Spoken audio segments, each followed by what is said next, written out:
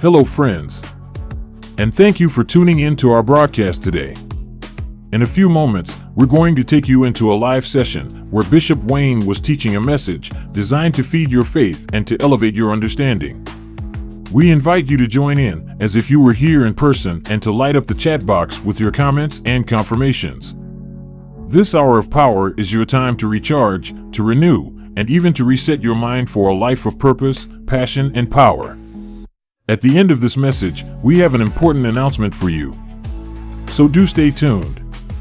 But now let's go into the hour of power with Bishop Wayne Malcolm.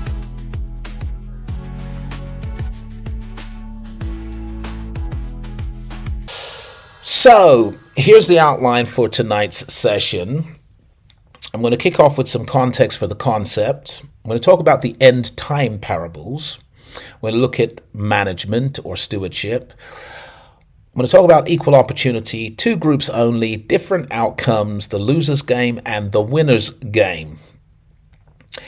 And if you're already excited, would you shout your amen in the chat box?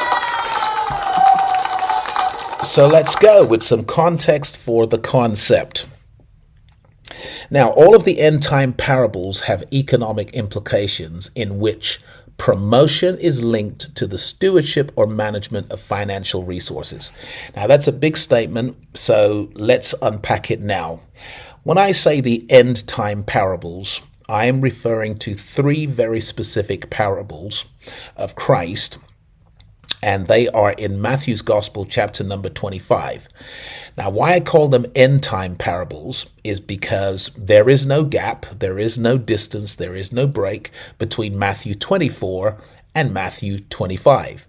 If you have a red letter edition of the New Testament, you will see that once Christ starts speaking in Matthew 24, he does not stop speaking until his whole message that concludes in chapter 25. And of course, Matthew 24 gives the context for the conversation. In Matthew 24, Jesus tells his disciples that this beautiful temple in Jerusalem that had been refurbished by King Herod had been rebuilt by Zerubbabel and stood on the site of the original temple of King Solomon. Jesus says to them, look at this beautiful temple. The time is coming when there will not be left here one stone upon another that will not be cast down. Now, that's quite a shocking announcement, given that the disciples' concept of the Messiah is that Messiah was going to actually rebuild the kingdom of David. He was going to sit on the throne of David and restore the glory and days and the golden age for Israel. But here Jesus says, no, this temple is going to be destroyed. And so they say to him, okay, well, tell us, when shall these things be? What will be the sign of your coming and of the end of the age? So tell us, when will be the destruction of the temple? What will be the sign of your coming and of the end of the age? And so Jesus proceeds to give his end time sermon, in which he says, take heed that no man deceive you. Many will come in my name, saying, I am Christ, will deceive many. You will hear of wars and rumors of wars. There are going to be famines, pestilence, earthquakes in different places.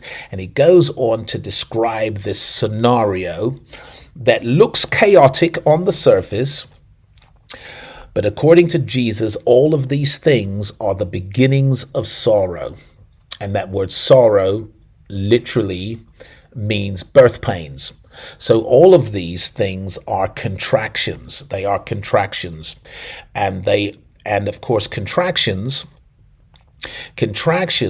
are signs of the times, right? So if there are any mothers on here today, you'll know that contractions are signs of the time.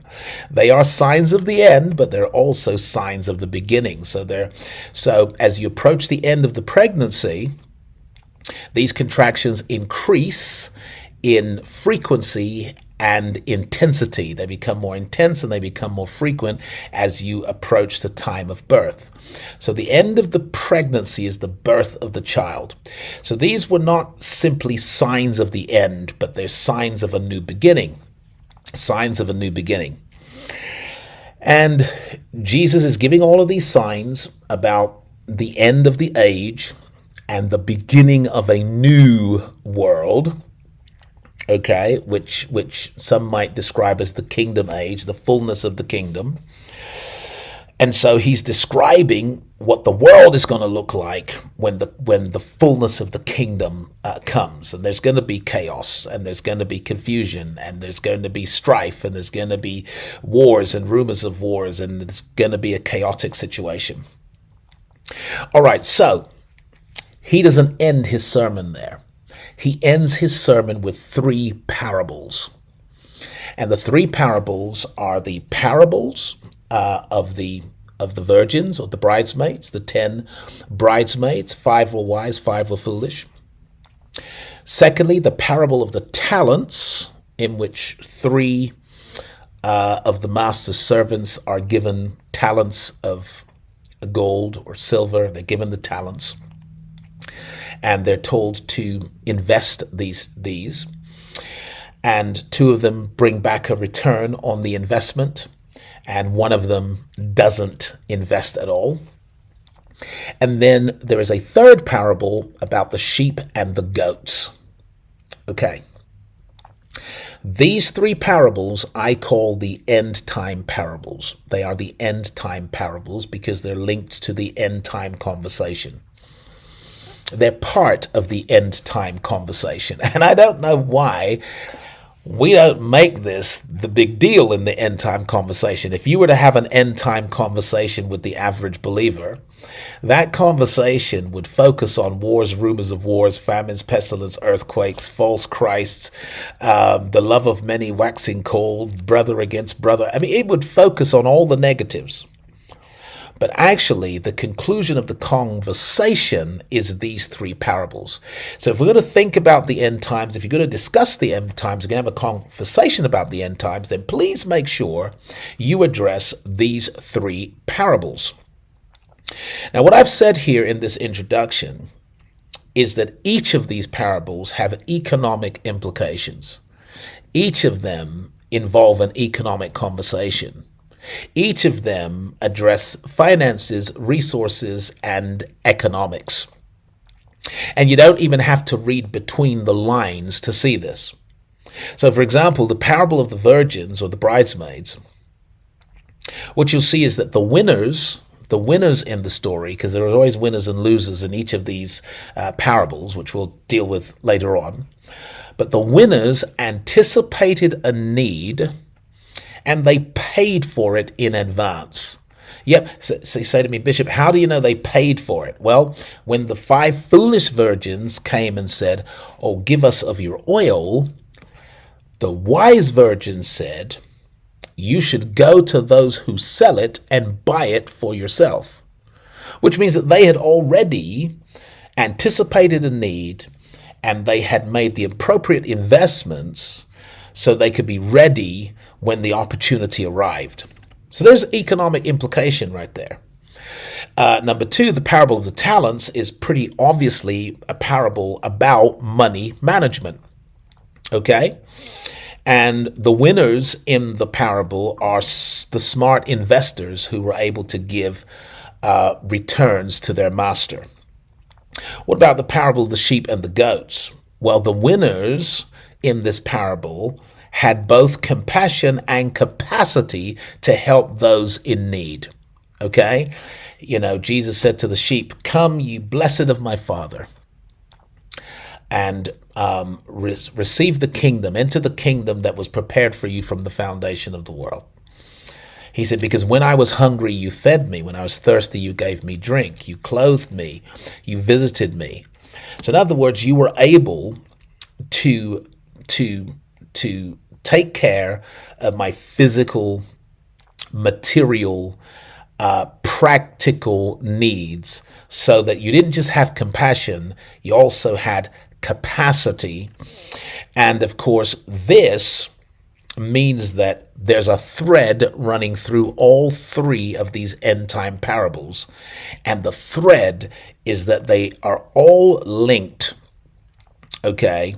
They're all linked by their economic implications. In each of these parables, promotion was linked to the stewardship or management of financial resources. Now, hopefully, when you read through these stories, you'll see that, and you'll begin to see this through an economic lens and a kingdom economic lens, because the end time conversation has a lot more to do with economics than we were told. We're told that the end time conversation has to do with the world government, has to do with the beast and the mark of the beast, and has to do with the harlot and the dragon, and has to do with these wars and rumors of wars. But the end time conversation has a lot more to do with economics than it does anything else. And those kingdom operatives who understand the role that economic stability, strength, and capacity will play in delivering on the plan of God, those people are wise, they are smart, and they're going to be mightily used by God. I wish I had some help in here. Those who are absolutely focused and obsessed with what is wrong with the world, well, you tend to get what you focus on, right? Your life tends to swerve in the direction of your focus. And that's why if you're driving forward, you need to be looking forward, because if you look forward, you go forward. If you look around, you go around. If you look back, you go back. And if you're driving forward, looking in the rearview mirror whilst looking backwards, you're going to crash. It's important that you keep your eyes on the road and you focus on what you want, what you desire, what you promised, or where you're going. And so there are a lot of things we could focus on right now, a lot of negative things happening in the world, and we could focus on that, or we could focus on our assignment. We can focus on our purpose. We can focus on God's promise, and we can focus on the fact that actually, this end time conversation has a whole lot to do with my economic position as we enter this age of disruption and turbulence. So I don't know who that was for, but that was for someone. God's calling you to change your focus and begin focusing on your opportunity and not on your opposition or adversity.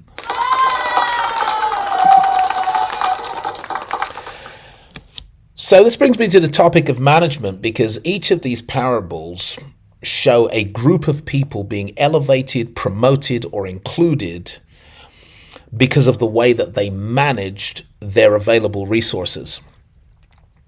And this brings me to the subject of management, okay, or what I'm going to call stewardship.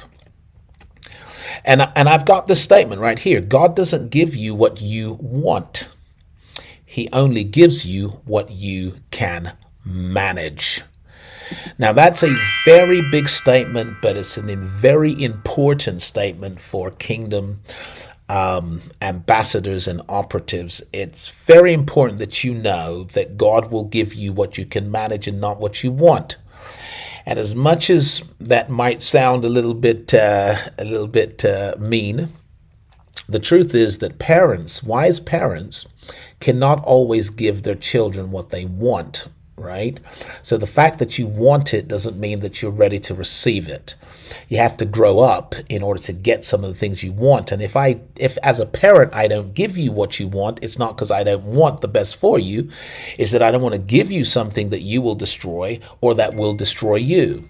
So it's absolutely important that we grow into our inheritance, not just go into our inheritance. We must grow into greater levels of authority and significance and influence and power and resourcefulness. We grow into that because what God is going to give you is going to be something you are able to manage. So in the parable of the talents, each was given according to their ability. you will notice that one received 5 talents, another received 2 talents, and one received 1 talent. Well, why? Why give 5 to one and only 1 to another? It's because of their ability, right? So God doesn't give you what you want. He gives you what you can manage. And if your skill set and your knowledge base doesn't match the resource, then he'll say to you, wait, focus on building your capacity to handle what I want to give you.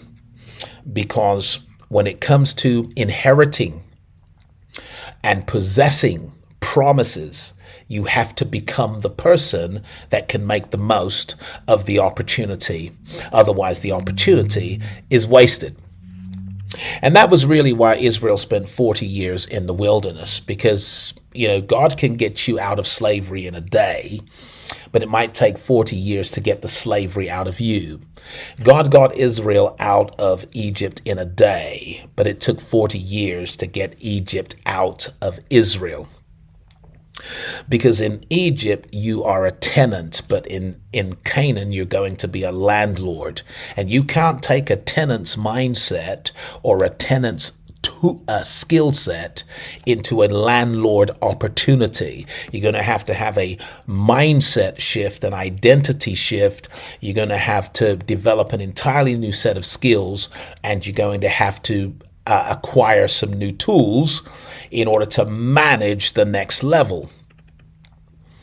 So this brings me to the subject of dominion, right? Because actually we were made for dominion, according to Psalms 8. God says, look, or the psalmist says, what is man that God is so mindful of him? And then the answer starts to come back. And he says, you made him, Psalm 8, I believe, verse 6, you made him to have dominion over the works of your hands.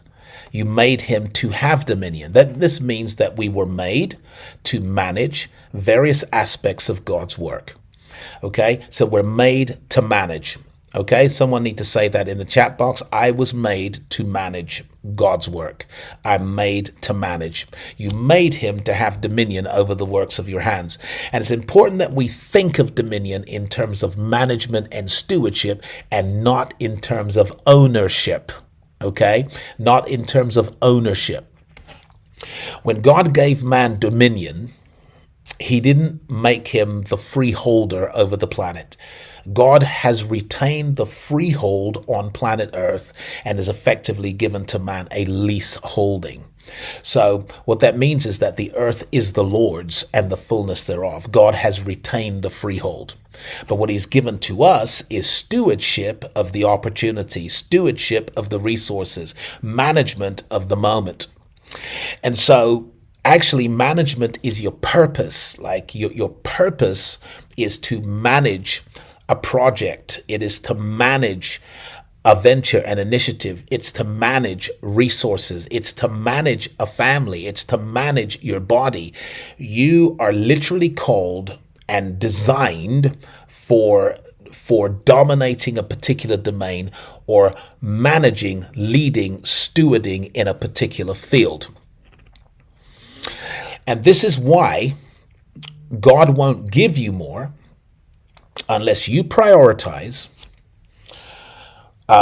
capacity building, unless you prioritize personal development, unless you prioritize growing your knowledge base and your skill set, unless you prioritize becoming the person who can handle the opportunity. Because the biblical order of success is to be, do, have. Be fruitful, do multiply, have dominion. That's the order of success. So if you try to have so you can do so you can be, that's out of order. If you try to do so you can be so you can have, that's out of order. You have to be first so that you can do. What does be mean? Be means that you have to become the person who can do the best work and get the best results. Okay, you be, you do, you have. What's the priority? The priority is what I am becoming. becoming? That's my priority in life. What am I becoming? Not what am I getting, but what am I actually becoming? And so I don't tend to judge experiences by what I get out of it. I tend to judge them. I try to judge them by what I'm becoming as a result of it. I try not to judge an environment by what I'm getting out of it, and instead try to judge it by what I'm becoming as a result of it. Because what you're getting out of it might not be very pleasurable, okay? But what you're becoming as a result of it actually is something that that is desirable. Classic example is the gym, right? So you might not get great feelings coming out of a good gym session in terms of your muscles, your aches, and all of that. But you're going to love what you're becoming over a period of time. When it comes to fast food, you might get a lot of pleasure out of eating a lot of greasy fast food, right? Don't ask me how I know these things, but you might get a lot of pleasure out of that, but you won't like what you're becoming. So your becoming is much more important than what you are getting. And if you can become the person that can do the work, then actually you're going to have the very best in life. Can I hear an amen from somebody? All right, so in each of these parables, there was an equal opportunity, In order to decipher the secrets encrypted in these stories, you should start with what they all have in common. So if you want to, decipher the secrets that are encrypted in the stories, then you need to start with what they all have in common. And here's what they all have in common. In each story, there are two groups presented with the same opportunity. Two groups presented with the same opportunity. So whether it's the wise bridesmaids or the foolish ones, they all have an opportunity to be in the marriage with the bride and the groom. Whether it is the parable of the talents, whether it's the profitable servants or the unprofitable servant, because that's the two groups, right? They all have the same opportunity to experience promotion, okay, in the company, promotion in the organization, which is the kingdom. Whether it's the sheep or the goats, they're two groups, but they have the same opportunity. So when it comes to opportunity, God is very fair. He'll give us all the same opportunity. So there are opportunities in the world today, and absolutely all of us can take advantage of a God opportunity. Now, there's some human opportunities that all of us can't take advantage of because they've already excluded people. But when there's a God opportunity, it's an equal opportunity. And yet, in each of these parables, there are two groups. In each of these parables, there are two groups. And I call these two groups the losers and the winners, or the winners and the losers. That's the two groups. And this would suggest that in the end time, rather than me focusing on what the devil's up to and what the Antichrist is up to and what all of these other groups are up to, I need to focus on, which group in the kingdom am I going to be in? Am I going to be a winner in the end times, or am I going to be a loser? Now, I'm going to say that again. My big question is, am I going to be a winner in the end times, or am I going to be a loser? And so I want those of you who've already decided that no matter what's going on in the world around you, you're going to be a winner. I want you to write it in the chat box, and I want you to write it in the comments, because I've chosen to be a winner. Because there's only two groups. In each of these parables, there's only two groups. In the first parable, there's the wise and the foolish. In the second parable, there's the profitable and the unprofitable. In the third parable, there's the sheep and the goats. And I could say it this way: the blessed and the cursed is all there is in that last parable. Because he says to the sheep, "Come ye blessed of my Father." To the goats, he says, "Depart you cursed into everlasting fire." Reality is that in the end, there's only going to be two groups. Perhaps that's what Jesus meant when he said, as it was in the day of Noah, so shall it be at the coming of the Son of Man. Because in the day of Noah, no matter how much diversity there was in the world, there were only really two groups. Those that were in the ark and those that were outside the ark. Now, it was a minority of people that were in the ark and the majority of people outside the ark. All you had to decide in the day of Noah is, are you going to be in the ark, which represents the plan of God? Are you going to be in the plan of God? Are you going to be in the ark, which represent the kingdom of God? Are you going to be in the kingdom? Are you going to be in the plan? Are you going to be in the purpose? Or are you going to be outside? Because in the day of Noah, there's only two groups. Likewise, Jesus said, as it was in the day of Sodom and Gomorrah, so shall it be at the coming of the Son of Man. Well, in the day of Sodom and Gomorrah, really there were only two groups. There were those that were getting out and those that were staying in. Those that were getting out and those that were staying in. And of course, Lot decided, I'm going to get out. I'm going to get out. Now, his wife didn't quite decide. Yeah, she went along for a bit, but she didn't quite decide. And so she perished with those who stayed in. The reality is that in the end time, there's only two groups. So, sorry to have to announce to those of you who thinks that God can see all of your denominations, fellowships, networks, and groups. Sorry to those of you who think that there are these lots of different groups going on. It would appear from every conceivable end time reference that what God is seeing is two groups of people. Those that are in the plan, those that are outside the plan. So again, you have to decide right now, am I going to be in the plan or out of the plan? Okay? Am I going to be in the purpose or out of the purpose? Am I going to be in this kingdom or outside this kingdom? You have to decide, am I going to be wise or am I going to be foolish? Am I going to be profitable or am I going to be unprofitable? Am I going to be blessed or am I going to be cursed? And the good news is that you get to decide. You get to decide. And you choose the blessing over the curse. You choose profitability over unprofitability. You choose wisdom over folly.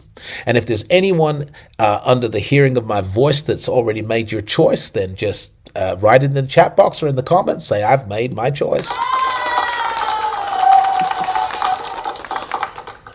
Because there were two groups with the same opportunity, but they had quite different outcomes. And they're extremely different outcomes, like extreme differences in outcome.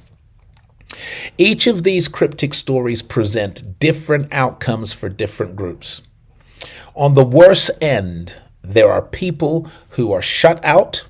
Okay, so the 5 foolish bridesmaids were excluded. They were locked out. There are people who were cast out, okay? And so the unprofitable servant was cast out and sent away. And there are people who were cursed. You know, the goats were cursed. So that's what we don't want. That's the outcome we don't want, right? So I don't want an outcome where I am shut out, cast out, or cursed. Because on the other hand, there are people who were included, they were promoted, they were rewarded, and they were blessed. And so I've decided, and I know you have too, that when God looks at these two groups, okay, the wise and the foolish, the profitable, the unprofitable, the sheep and the goats, the blessed and the cursed, I've decided that I'm going to be on the right side of that equation. Okay, I want to be among the number who are wise, among the number who are profitable, among the number who are blessed. Woo and wow. Can I hear an amen from somebody? Okay, so since we've decided, right, then we need to understand something about what it was that made the losers lose. Like, why did the losers lose? Why were the losers in the losers group? Okay? And what we begin to see in these parables is the loser's game. The loser's game is the loser's psychology. The loser's game is the loser's attitude. The loser's game is the loser's priorities. The loser's game is the loser's modus operandi. And so if you find that these attitudes, these priorities, these beliefs are creeping up on you, take authority over them and say, that's a loser's mindset. That's a loser's mindset, and I cannot afford to have a loser's mindset in the end times. I cannot afford to have a loser's mindset when we're on the verge of great godly spiritual things. I cannot afford to have a loser's mindset while the world is shaking so that the kingdom may emerge. Because everything that can be shaken will be shaken, so that the thing that cannot be shaken will become more evident and obvious. And while the world is shaking, I cannot have a loser's mindset. I refuse the loser's mindset. I refuse the loser's attitude. I refuse the loser's habits. I refuse the losers. Okay, so here goes. In each case, the losers played the blame game and made excuses. There you go.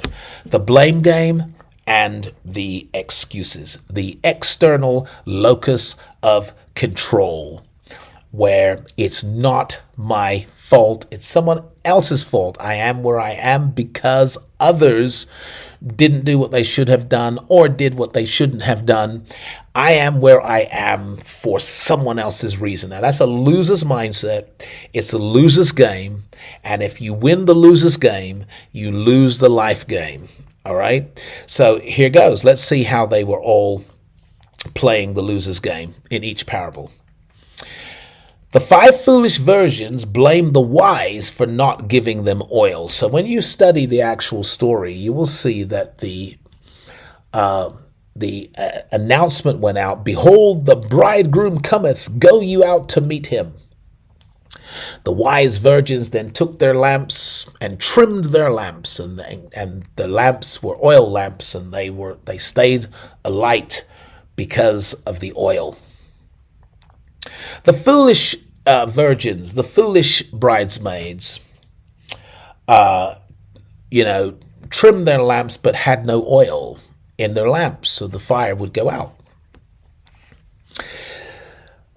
So the losers, the foolish ones, said to the wise, "Give us of your oil. Give us of your oil." That's called entitlement mentality. Entitlement mentality. Give us of your oil, as though other people owe you something, as though you have a claim on the successes, the wisdom, and the disciplines of others, that they should do the work, the discipline, the focus, the resilience, the anticipation, the planning. They should do it, and you should simply benefit from it for doing nothing. It's an entitlement mentality. And they said to the wise, "Give us of your oil." And the wise said, "Not so, not so, lest there be not enough for us." Okay? "But go ye rather to them that sell and buy for yourselves." Wow. So it's while they went to buy that the bridegroom came and they missed their moment. So who do you think they blamed for why they missed their moment? Of course, they're blaming the wise.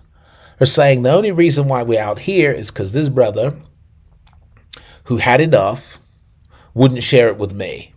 That's why we stuck out. That's why we excluded. And now they are angry with people who were included while they were excluded. They were angry about their position, bitter about their position, without realizing that they are where they are because of decisions and choices that they made. So what we're seeing here is the loser's game. Now, we're not going to play that game. We're not going to play that game. What we're going to do is we're going to anticipate what we're going to need in the future, and we're going to pay for it in advance, or we're going to put aside so that we have what we need when we need it. That's called stewardship. That's called management of your resources and your finances.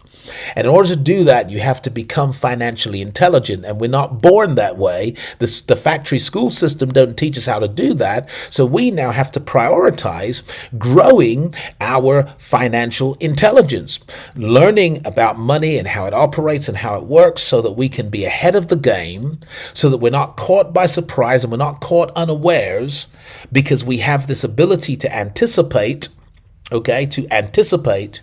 and to mitigate what may happen. That, my friends, was the loser's game. Number two, the trader blamed the economy. The trader who refused to trade, who took his master's money and hid it, said, well, look, I was afraid, right, that actually I'd lose the money and then give you back nothing.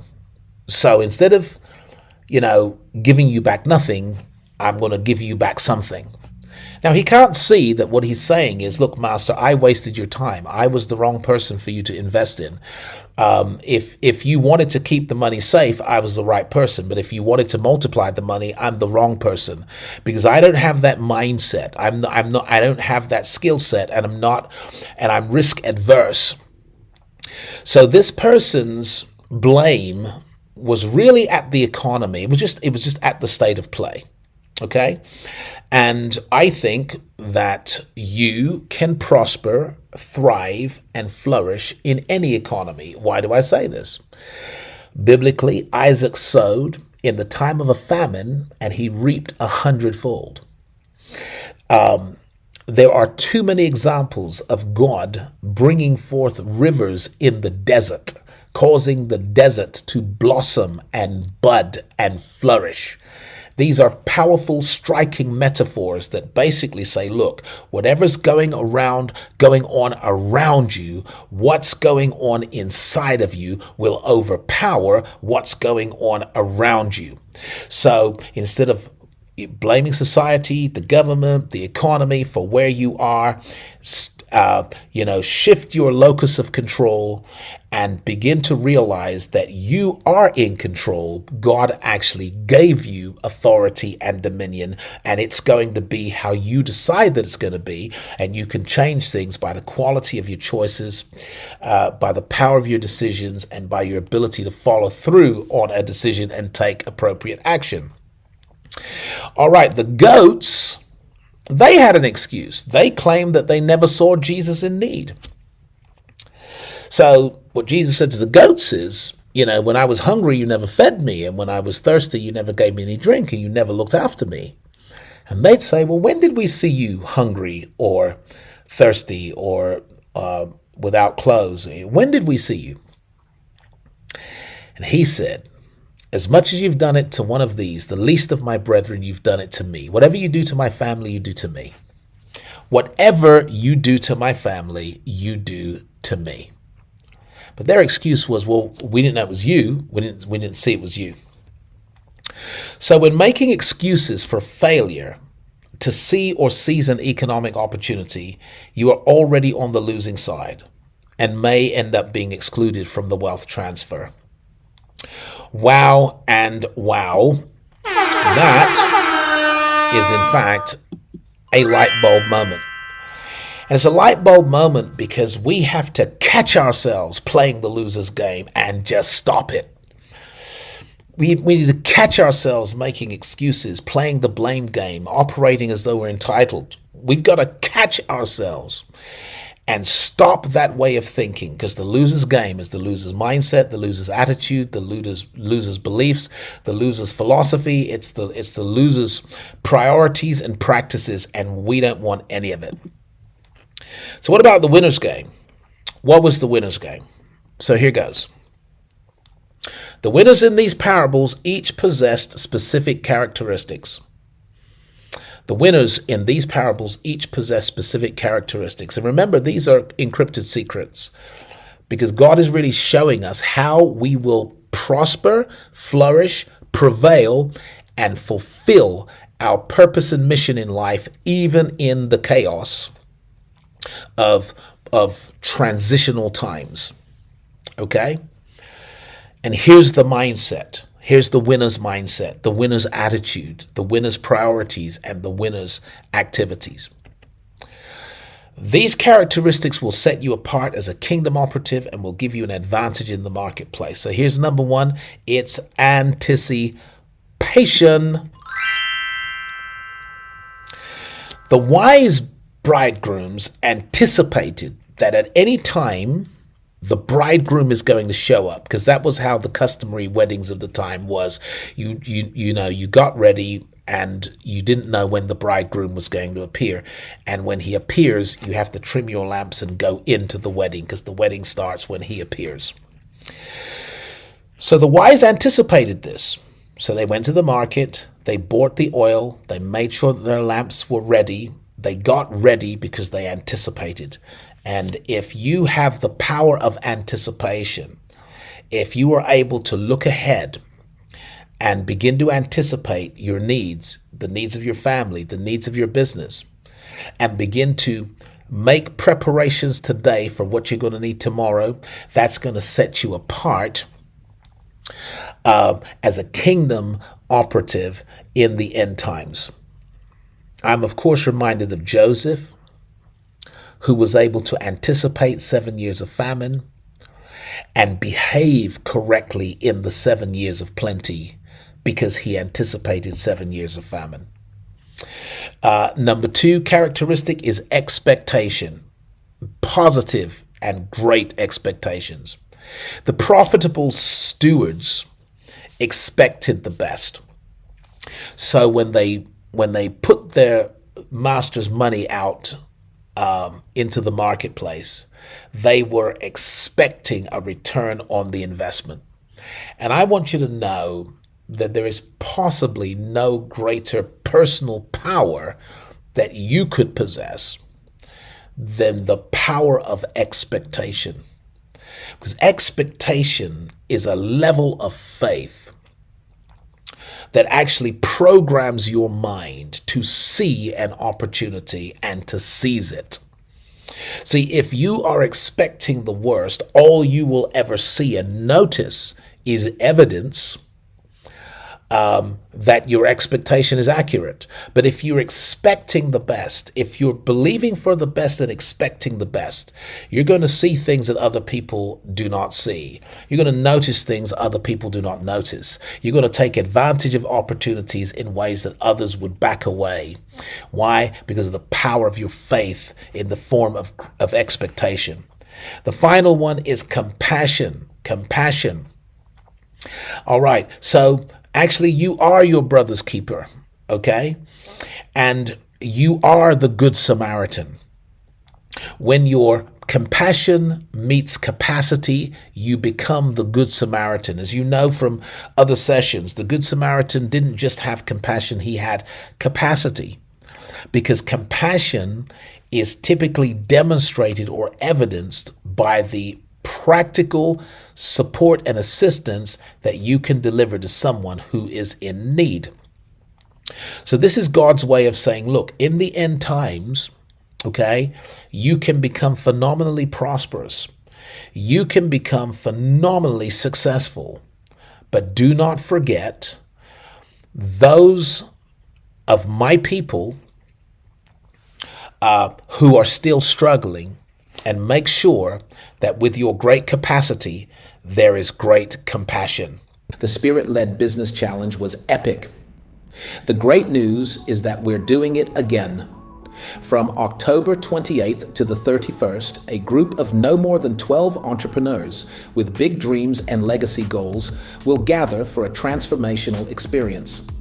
For 1 hour a day over 4 days, I'll coach and train you live on how to build a business that truly partners with God.